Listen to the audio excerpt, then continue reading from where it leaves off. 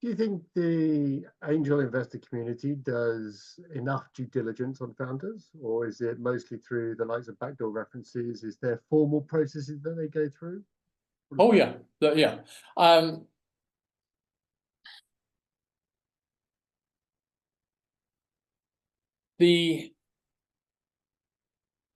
No one is going to part with money where there is a likelihood that they're going to lose it.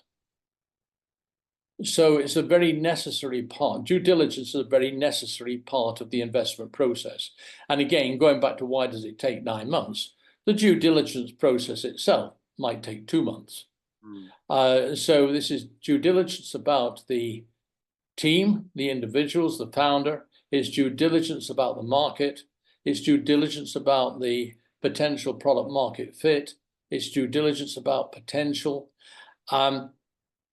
All of which, incidentally, should have been presented in the deck that you put forward to the investor. Now, this is another area where founders are generally pretty bad.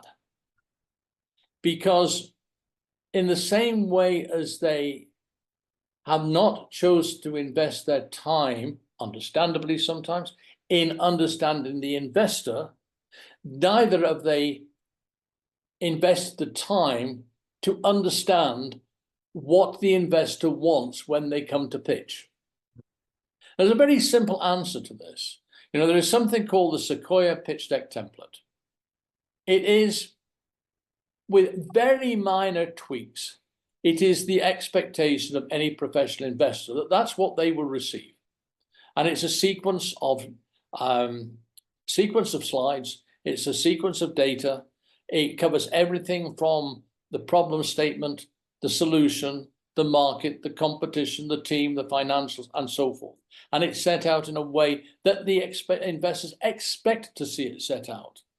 And I've had pitch decks given to me and said, look, what do you think of this? And I go, well, it's very interesting, but nobody will read it. Because remember, the other very critical point is that investors get loads and loads of pitch decks, either solicited or unsolicited.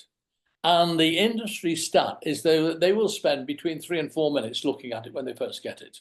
If you haven't captured them in 3 or 4 minutes, it's in the waste bin.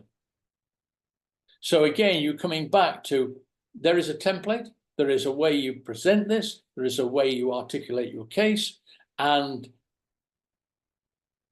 there has to be enough information to capture and not so much information that it swamps.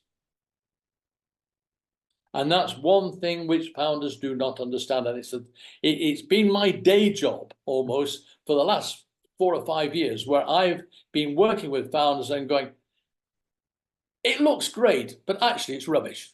No. Because it's rubbish in the context. It will never be read by investors because it's in the wrong structure. It's got too much text. It's 645 slides when they only want 12. And it takes some coaching to get to the founder to go, okay, I understand. I need to put it like that. But the other vitally important thing, and I say this to many of my clients, the pitch deck is only there to support your story. It's there to grab the attention of an investor to the point where they say, I'll have a meeting. When you have the meeting, unless the investor specifically asks for it, do not go and do a pitch deck presentation. What you do, you know your pitch deck inside out. You know the background to every slide. You know the data behind it. You know the market size. You know the market characteristics. You know the competition.